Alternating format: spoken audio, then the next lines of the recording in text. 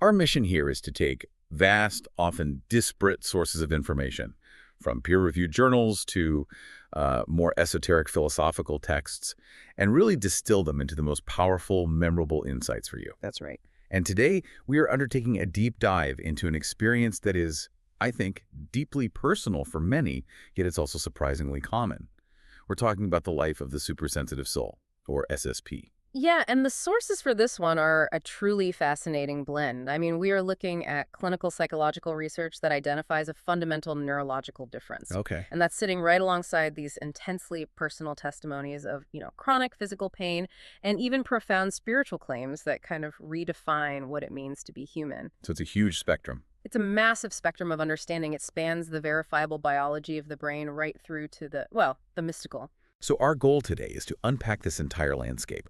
We want to understand the biological and emotional architecture of supersensitivity, explore the enormous constant challenges that come from what these sources describe as an insensitive world, and most importantly, detail the complex, really bespoke survival strategies that an SSP needs, not just to, endure, but to genuinely flourish. And I think we need to frame this correctly for you, the listener, right from the very start.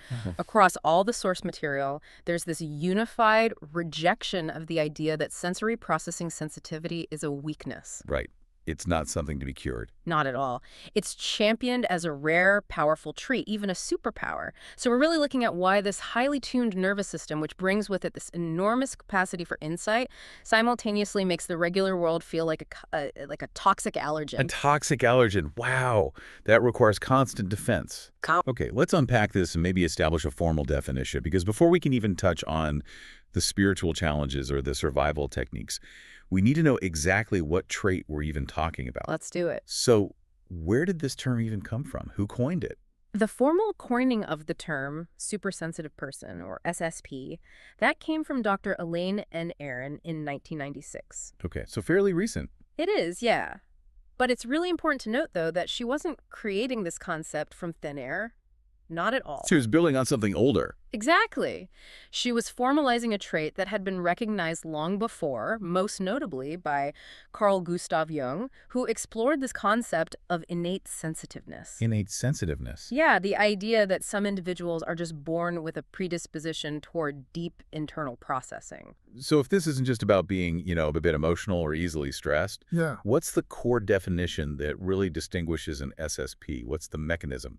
The sources are very, very clear on this. SSPs process sensory data much more deeply and thoroughly than non-SSPs. And this isn't a choice. No, it's not a matter of choice. It's due to a verifiable biological difference in their nervous systems, which we're going to get into in a lot more detail. Okay. And this deep processing means they take in more information from their environment, they reflect on it more extensively, and they analyze it more elaborately. It leads to these incredibly rich, but often overwhelming internal lives. I think the key point that helps most people get their head around this is that the trait exists on a spectrum. It's a continuum. We aren't talking about two totally distinct classes of people, are we? No, absolutely not. And research across various fields confirms this. Zoologists have observed what they call this shy-bold continuum in nature. In animals. In numerous species, yeah. Yeah. From tiny insects to sunfish to mammals. I mean, sensitivity is essential for survival. You have to be aware of your environment to, not get eaten. Right. But SSPs simply occupy the extreme end of that continuum. They're just more sensitive. Their nervous system is wired to be exceptionally attuned to subtleties that most others just easily filter out. So it's like having a radio antenna that's it's turned up to maximum volume all the time. That's a perfect analogy. And everyone else is just operating on a low hum. They're picking up all the static, all the faint signals that we just don't even register. Precisely. So if it's a continuum, how prevalent is this extreme end of the spectrum? Because this is where, looking at our sources, we hit a massive statistical rift. Oh, yeah. I mean, we have mainstream research clashing dramatically with these more philosophical claims. How do we even begin to reconcile a statistical gap this wide? It's a huge question, and I think it speaks volumes about how the concept is being defined by different groups. On one side, you have the scientifically validated estimate. This comes from Dr. Aron's work and all the subsequent research. And what's that number? The mainstream, widely accepted figure is that SSPs represent about 15 to 20% of the human population. 15 to 20%. That's 1 in 5 people. 1 in 5. It's a huge number. It means the trait is common enough that resources should, theoretically be widely available. Right, that's a manageable number. But then as we transition into the more extreme, maybe spiritual sources, the numbers just, they plummet. They absolutely fall off a statistical cliff. I mean, Yeah. one source, which attributes its findings to and this is a mouthful, the UCLA Department of Psychiatric and Paranormal Studies. Okay. It drastically narrows the focus. It claims the SSP population is closer to 1 in every 30,000 people. 1 in 30,000. Yeah, that's about 265,000 people worldwide. A huge drop. And it gets even more extreme, doesn't it? It does. Then we encounter the most extreme claim that the true human or mutant SSP is so rare, they number as few as 800 to 1,000 globally, 800 people.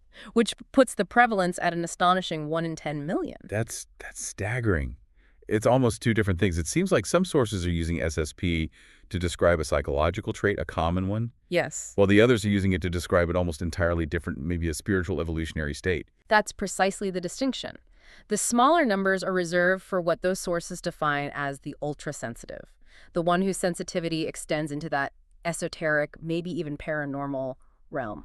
But regardless of which definition you're using, the central experience is the same. It's the same. It's receiving far, far too much signal for the environment you're in. Okay, before we move on, the sources really stress that we have to clear up some persistent misconceptions. First, this historical confusion between sensitivity and just being shy. That's so important. Yeah. For decades, high sensitivity was often mislabeled as simple shyness or fearfulness or social inhibition. But they're not the same thing. Not at all. The sources emphasize that sensitivity is an evolutionarily conserved basic personality trait. It confers survival advantages. You're the one who notices the subtle movement of the snake in the grass before anyone else does. Shyness, on the other hand, is often a learned behavior. It's a result of a sensitive child being overstimulated or maybe poorly treated in their environment. The difference was proven using validated tests. It's not just a theory. And I think the most important nuance, the one that really contradicts the popular image of the sensitive person as this, retreating wallflower, is the existence of the extroverted SSP. This is a vital distinction, and Dr. Aaron's research confirmed it definitively.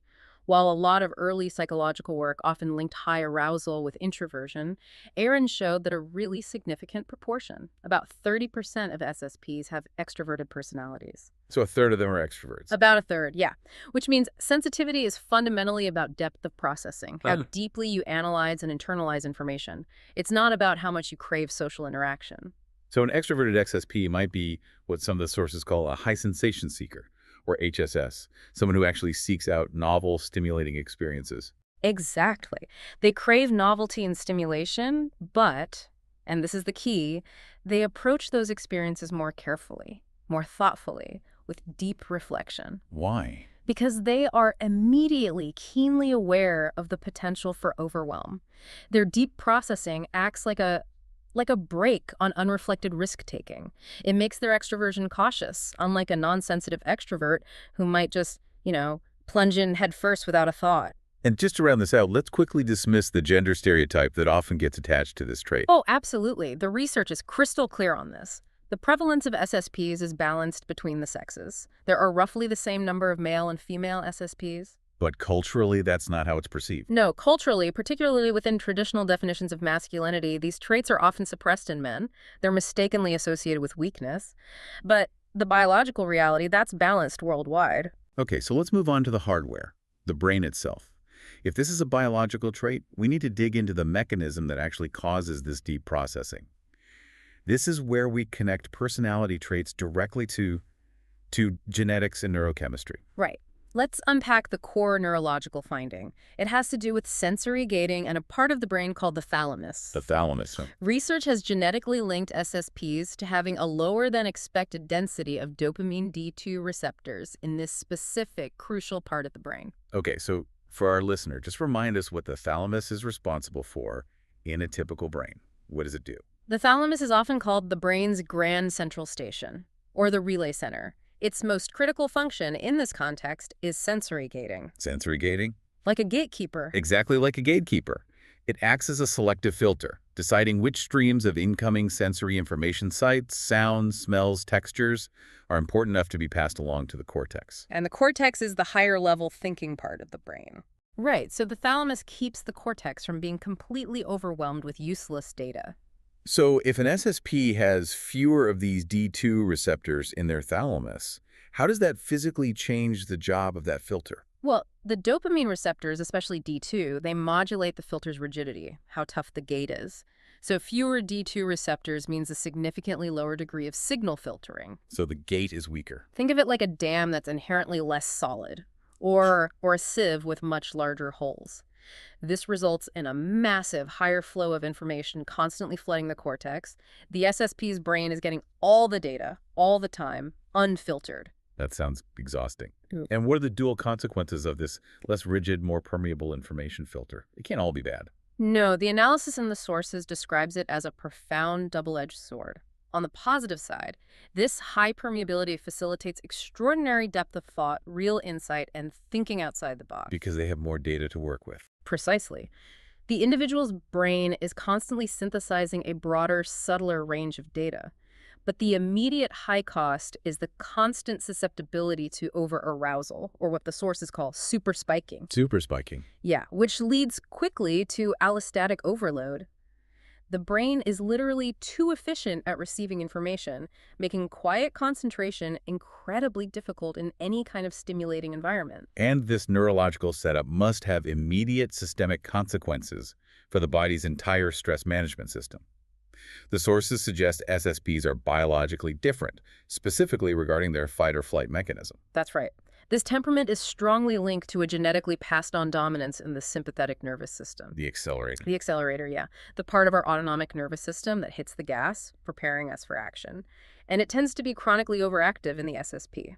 This chronic activation leads to hyperactivity in the hypothalamic pituitary adrenal, or HPA axis. The HPA axis, the master regulator of the body's stress response. The master regulator. So if that HPA axis is constantly overactive, it means one chemical is just continuously flooding the system, cortisol.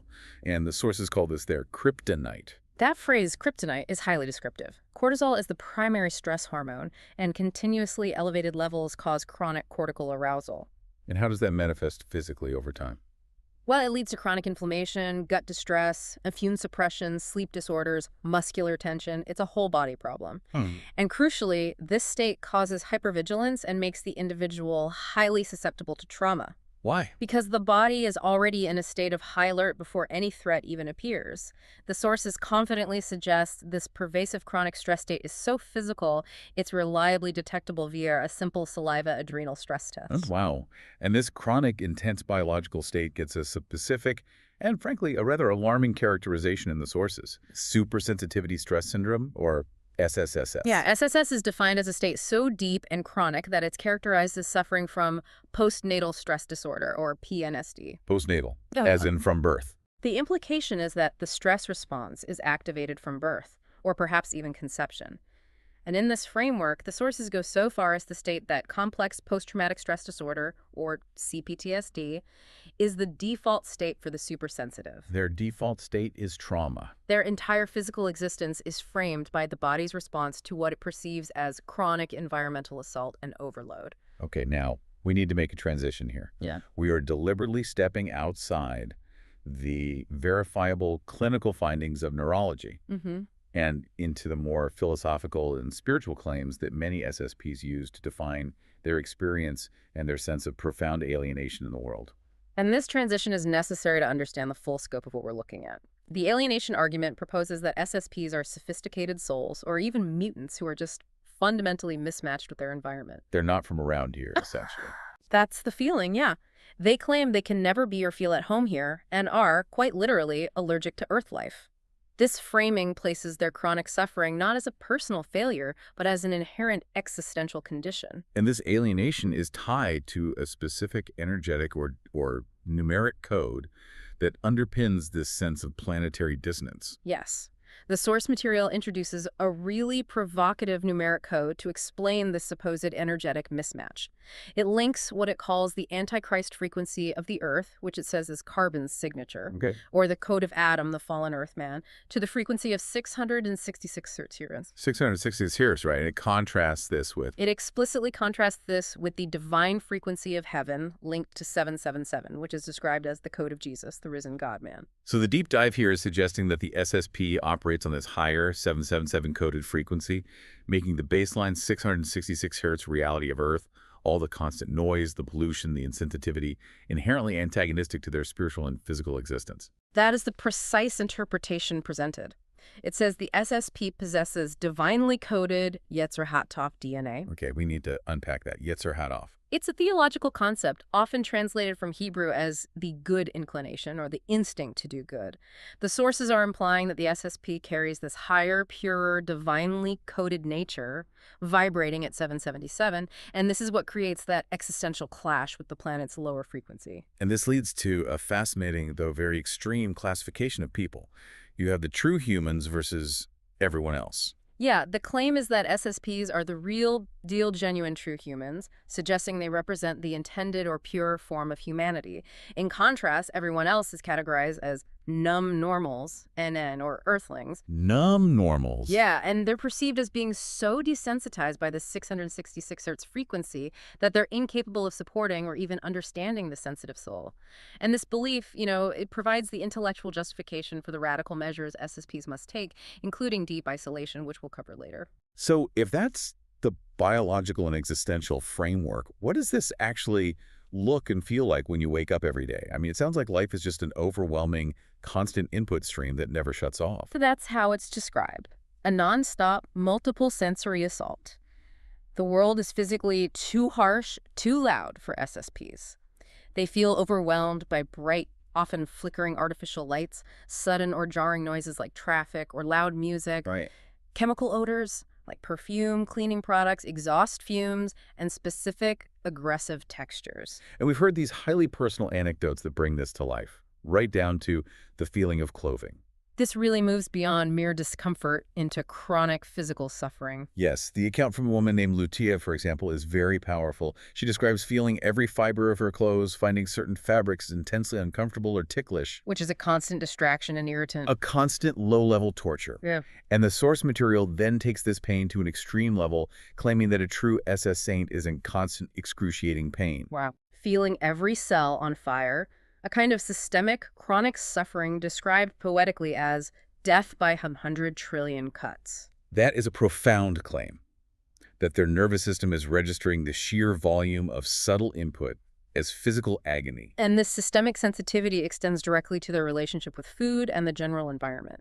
SSPs are described as being super allergic to earthling foods and standard earthling environmental conditions. This isn't just a preference for clean eating. No, this necessitates a fully bespoke lifestyle, where they have to curate every single intake and environmental factor as if they were constantly managing a severe, life-threatening allergy. And beyond the physical environment, the emotional world is just as intense, if not more so. The SSP is often defined as the super empath. They're described as supersympaths, deeply inherently attuned to the emotional, psychological, and spiritual realities around them. They possess a high degree of what some would call extrasensory perception ESP, and can allegedly read those around them simply by looking into their eyes. And they feel a compulsion to help. An innate, powerful compulsion to help and heal others, driven by their deep sense of justice and compassion. But the very definition of a super empath means they act as emotional sponges in social settings. This must have severe consequences for their own stability. It creates instant volatility.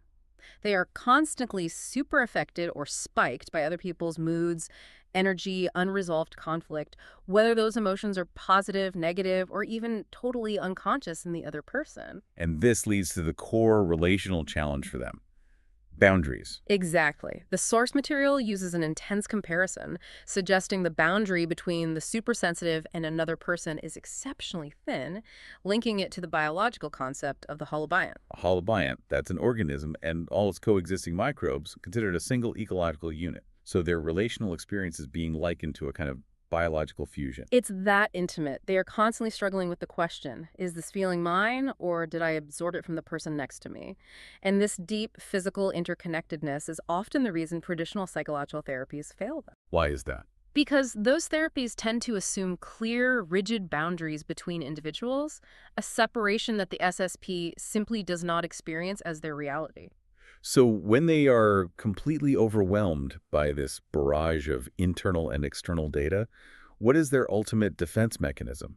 Because sometimes their reaction seems to really contradict their deep, caring nature. When they hit that wall of overload, they enter what the sources call lash out and thrash survival mode. Lash out and thrash. It's a physiological collapse, a primal response where the nervous system is so flooded it can only focus on self-preservation. They become acutely focused only on paying attention to themselves. And the tragic irony is that this collapse makes them appear narcissistic to other people. Exactly. Not because they're inherently self-centered, but because they are physically incapable of processing external demands while their internal system is crashing. It's pure biological survival overriding social nicety.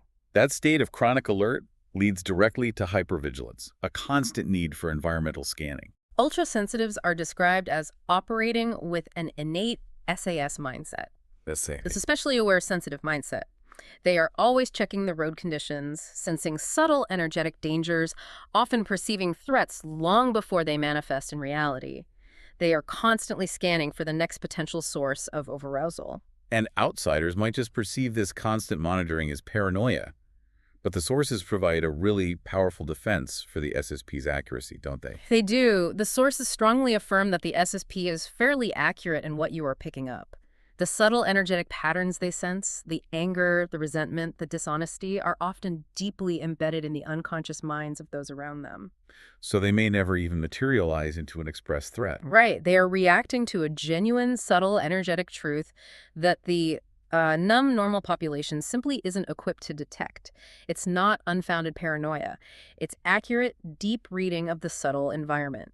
And this hyperarousal and hypervigilance are strongly linked back to trauma, which positions this not just as an innate trait, but also as a learned survival mechanism in a hostile world. That is the critical context. The source material, including a quiz on hypervigilance, confirms that this increased arousal is typically a reaction to man-made trauma abuse, conflict, systemic social hostility, rather than, say, a natural disaster. So the chronically active HPA axis just keeps the body in a state of continuous readiness for fight or flight. Constantly releasing adrenaline as if waiting for a predator that is, more often than not, social or psychological. And this trauma can be transmitted without direct personal experience, which just compounds the SSP's burden. Exactly. The sources cite evidence that trauma can be transmitted vicariously by witnessing graphic events, either in television or in the news, or through repeated family storytelling about painful experiences that get emotionally relived. And that contributes to the difficulty SSPs have sleeping.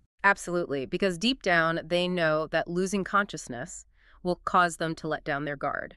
Sleep becomes another perceived vulnerability in their highly aware, high cortisol existence. Okay, it is absolutely essential that we balance this discussion of chronic suffering and overload with the massive upsides. Because, as you said, the source material defines this as a superpower, not a disease. So what are the gifts that arise directly from this deep processing ability? Well, the ability to process data so deeply is the source of their gifts. SSP are highly intuitive, exceptionally creative, and they possess this innate, powerful sense of justice and fairness. They're meticulous thinkers. And good listeners. Excellent listeners because they notice every subtlety. This makes them good conversationalists with a really strong emotional vocabulary. Their inner world is just incredibly rich in detail. And their advanced perception, according to the sources, extends well beyond standard emotional intelligence into what many people would just call psychic abilities.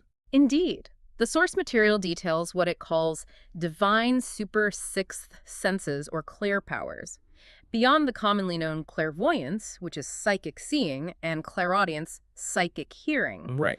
They list these highly specific sensory enhancements, suggesting that the deep processing applies to every single sensory channel.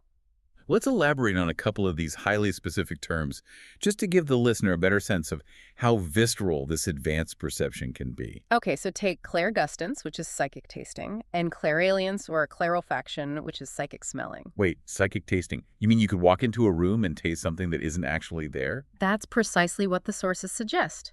An ultra-sensitive with these gifts might walk into a room and instantly taste a metallic flavor which they interpret as fear or lies. Hmm. Or they might smell a distinct sulfurous odor, suggesting intense spiritual conflict, even though no physical odor is present. Wow. That's perception registered through a physical sense. I can't even imagine managing that level of input. It's a lot. And then we also have clairtangency, psychic touching or psychometry, where touching an object can reveal its history, and clairkinesthesia, psychic feeling of movement. They're also noted for hearing incredibly fine nuances in music that the average person misses, demonstrating a high degree of artistic sensitivity. They're turned on more from the arts. So how does this sensitive, detailed, conscientious processing translate into the modern working world? When their environment is properly managed, SSPs are conscientious, remarkably good with details, thoughtful, and intensely loyal employees. Because they notice subtleties and inconsistencies that simply slide past the numb normal population, the sources suggest they are innately equipped to be standards officers quality controllers. So they excel in roles requiring meticulous attention and deep analysis. They do. But their specific needs, the need for calm and low stimulus, must clash violently with the typical open-plan, high-pressure modern workplace. That is the fundamental conflict. They require conditions that are quiet, clean, and harmonious. They actively socialize less with unlike-minded others in the workplace, not out of malice, Right. but because that social interaction outside their SS kind is immediately overwhelming. They absorb the distress or agitation of others, so they have to prioritize solitude to maintain system stability. And one major career stumbling block is what the sources identify as evaluation apprehension, the fear of being watched. This is a huge issue for them because SSPs are so acutely aware of being observed, their performance reliably dips when they feel scrutinized. So they're overlooked for promotions. Often, yeah.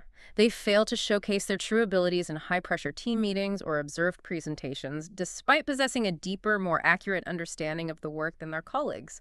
Their sensitivity works against them in a competitive, observable environment. So given these severe constraints, what is the ideal job arrangement for an SSP? The sources strongly recommend an environment where they have total control over their sensory inputs and their time. Working from home or being self-employed to structure their own workday is essential. But the ideal goal is even more extreme. The ideal goal, driven by the sheer physical necessity of reducing allostatic load, is financial freedom, or the elimination of work altogether. The sources argue that financial freedom is vital because the stress of constant societal interaction and the chronic cortisol production that stressful jobs induce is literally life-shortening for the SSP. And this is where they have to insulate themselves from what the source calls the simian pseudocracy. That phrase is highly specific. What are the sources trying to convey with that terminology? It's a very deliberate term meant to dehumanize the societal environment. The word simian refers to apes or monkeys, Right. suggesting that the current societal structure, the rat race, the corporate grind, the focus on superficial status, is crude, unevolved, and driven by base, insensitive impulses. And pseudocracy implies that this structure actively inflicts suffering on the sensitive soul. So the system is engineered by and for those who are numb, and therefore it actively harms the refined, true human. That's the argument, yes. And the sources ultimately argued that this is not just about personal survival, but about societal necessity. Why are SSPs positioned as potential visionaries and essential agents of change? Because of the very qualities that cause them so much pain. Their hyper-awareness, their profound sense of justice, and their ability to think critically. Since they process so deeply, they naturally become metacritical thinkers. They question rules and systems that are just rote, inefficient, or morally corrupt. They see better ways of doing things. They do. It makes them innate system busters. Their ability to think outside the box is a survival tool, but it's also a potential world-changing asset. So their passion and intuitive knowledge are seen as vital for addressing major global crises. Absolutely. Their ability to connect disparate dots and feel deeply about systemic issues means their input is potentially vital in areas like Well, the ongoing response to the pandemic, supply chain vulnerabilities, or the climate emergency. They possess the moral and intellectual clarity that Yetzer Hatov to drive necessary transformation. And this concept of the SSP as an agent of change connects directly to the phenomenon of the indigo children. This is a major overarching connection in the spiritual sources. SSPs are linked directly to the indigo children, defined as a whole generation, claimed to be 95% of children born in the last 10 years globally. 95%. That's the claim, that these are supersensitive, gifted souls who have come specifically to change the world's vibrations, to usher in a new era of one land, one globe, and one species. That's an extraordinary claim of prevalence and purpose. What specific traits define these indigo children, and how do they manifest the SSP experience in a generational way? They just amplify the core SS traits. They enter the world with a strong feeling of sovereignty. They recognize their innate worth, but they also immediately feel like they're not fitting in here. They're surprised when others don't instinctively recognize that worth. And they have trouble with authority. Big trouble. Significant difficulty with absolute authority. They demand transparency and explanation. They get deeply frustrated with ritually oriented systems and are natural system busters. And because they're so easily overwhelmed, they're only truly social with their own kind. They turn inward if they're surrounded by the lower consciousness of the numb normals. So their suffering is framed as the pain of a higher vibration soul attempting to function in a lower vibration world. Exactly. Which brings us full circle to the necessity of total lifestyle customization. Yeah. If the SSP is constantly under high allostatic load, inherently less resistant to trauma, their life has to be lived completely differently. This is the crux of the matter. Since mixing with numb normals is described as devolving, survival hinges on creating a fully bespoke lifestyle, a sanctuary insulated from the simian pseudocracy. The sources suggest that the SSP must structure their life as a kind of safe house or commune, even if that commune is just their own meticulously structured home. So the need for rest and downtime is not a luxury. It's a critical processing requirement. This goes way beyond typical self-care. It's vital for system maintenance. The sources stress the absolute necessity for unstructured downtime, plenty of high-quality sleep, and just rest, simply to process the intense emotional and informational data they've absorbed throughout the day. The SSP has to actively learn how to find satisfaction in less stimulating ways. And Elaine Aron provides a prescription for daily rest that sounds almost monastic in its commitment. It is extremely demanding. She advises an absolute minimum threshold. SSPs should spend at least 8 to 10 hours per day in bed, whether they're sleeping or just resting quietly, plus an additional 2 hours spent in meditation or active solitude, and 1 hour of outdoor non-competitive exercise. That's 11 to 13 hours a day. Every single day, dedicated to internalized time. It just highlights the sheer volume of processing that has to occur. And beyond just rest, boundaries are crucial, requiring this active, creative avoidance of adjutants. Yes. They have to develop intentional boundaries for self-preservation. This includes using their creativity to find ways to actively avoid physical triggers like bright fluorescent lights, chemical odors, or loud sounds.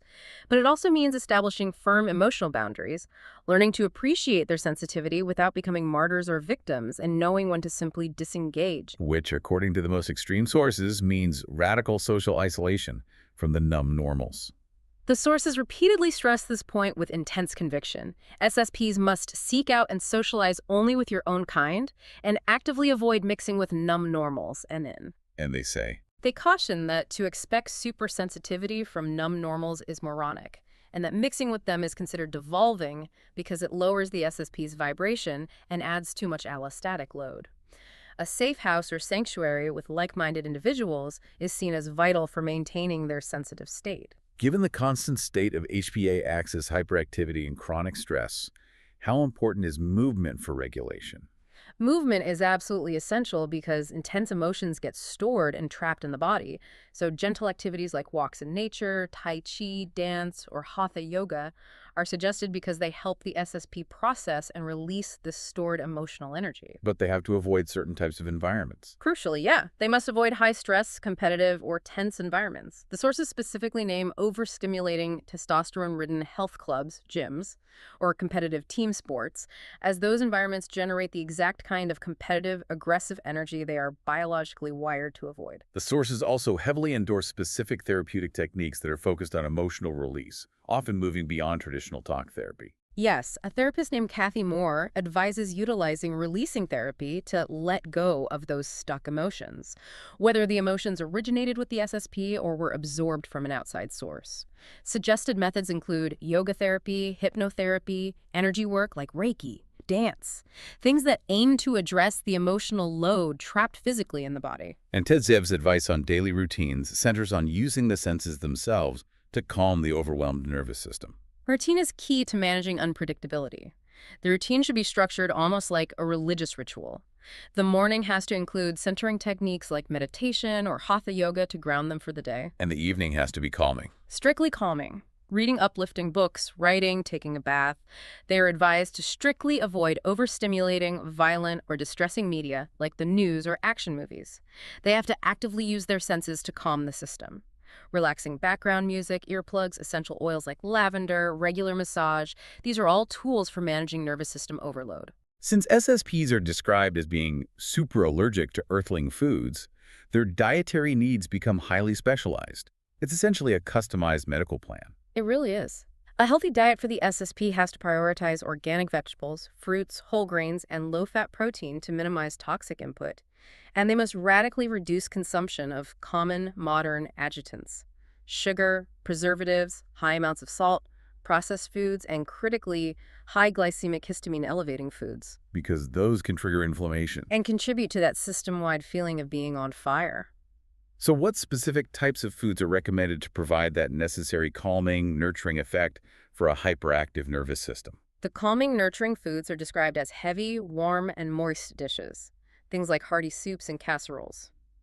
Interestingly, the sources suggest focusing on a heavy, almost keto-style diet, as light, dry, or cold foods might not provide the necessary grounding. And there's a specific rule about exercise. Yeah, they are advised not to work out vigorously after 6 p.m. because the resulting adrenaline spike can easily prevent the SSP from reaching the deep, restorative sleep they so desperately need. When seeking medical help, the sources recommend a specific, highly aware type of practitioner. They advise seeking an SS naturopath or MD, someone with a super awareness who understands that the root of the issue is systemic and neurological sensitivity, not just a surface ailment. So the focus has to be holistic. It has to be. Addressing the physical consequences of chronic stress, adrenal fatigue, supporting their digestive and elimination systems, often through a nutritional balancing program. Homeopathy and acupuncture are suggested as suitable, gentle modalities for balancing the nervous system without harsh intervention. And finally, the sources emphasize that traditional cognitive talk-based therapy, like cognitive behavioral therapy, CBT, is not sufficient on its own. Why is that? Well, while talk therapy is valuable for gaining intellectual insight, psychosomatic, or body therapy, experience is deemed absolutely crucial. And the reason is, The reason is profound. Talk therapy alone cannot teach the person how to tolerate the overwhelming physical sensations, feelings, and emotions that arise during overload. Body therapy, on the other hand, allows the SSP to learn how to stay centered and grounded in the middle of an intense physical experience. This mastery is necessary to fully embrace the gift of sensitivity rather than constantly trying to suppress or escape it. to bring this concept of physical genetic uniqueness to a head, let's return to that powerful anecdote involving the chemist Alexander Shulgin. This story just beautifully illustrates the dramatic variance in sensitivity among humans, especially regarding substances. This anecdote serves as a clear, real-world example of what it means to be genetically ultra-sensitive. Alexander Shulgin, the famous researcher of psychoactive compounds, he conducted an experiment with 200 students. He passed around a vial containing a novel chemical compound, likely an aromatic compound. And the result was stark. Incredibly so. 198 of the students couldn't smell the compound at all. It was nothing to them. But the remaining two had a severe reaction. Yes. 2 students became so overwhelmed by the odor that they became physically sick, nauseous, and distressed, just from exposure to trace amounts of the chemical. Shulgin explained that those 2 people were likely up to 50,000 times more sensitive to that compound than the general population, 50,000 times. due to a specific gene for sensitivity to aromatic compounds. That magnitude of difference, 1 to 50,000, is critical. It shows that sensitivity isn't just about emotional nuance.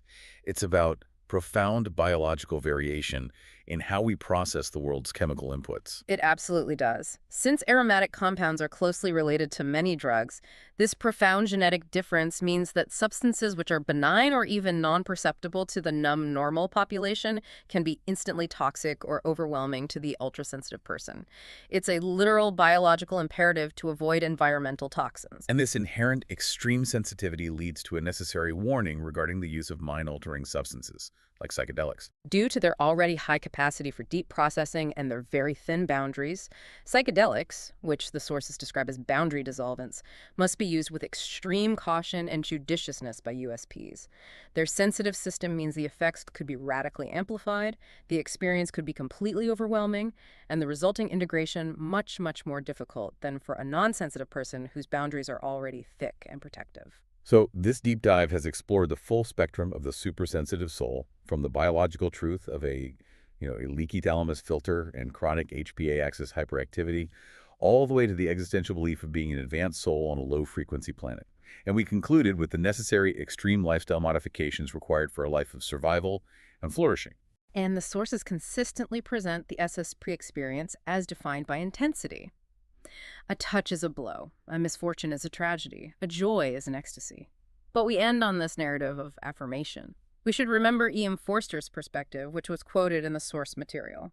He champions SSPs as an aristocracy of the sensitive, the considerate, and the plucky, who represent nothing less than the true human tradition. And this leads to what I think is the most powerful paradigm-shifting insight we gained today. True suffering and mental distress for the supersensitive is not an inherent flaw, but a healthy and irrational response to being forced to live in a super-insensitive, hostile, pathology-producing culture. Right. The SSP is not broken. The world is inefficient and overwhelming. It fundamentally shifts the burden of adaptation. If the default culture, that simian sedocracy, is defined by crassness, callousness, and crudeness, then the sensitive soul's reaction is entirely justified. Their distress is evidence of their health and their integrity. So we leave you with this final thought, dear listener. If the mainstream estimate is correct, that 15 to 20% of the population shares this deeply analytical, justice-oriented trait, and they are defined by their deep need for a curated, low-stimuli environment to perform at their best. What radical changes might society have to make to its systems, from the workplace to education, to truly recognize and nurture these visionaries, instead of continuously demanding they simply toughen up? Until next time, keep digging deep.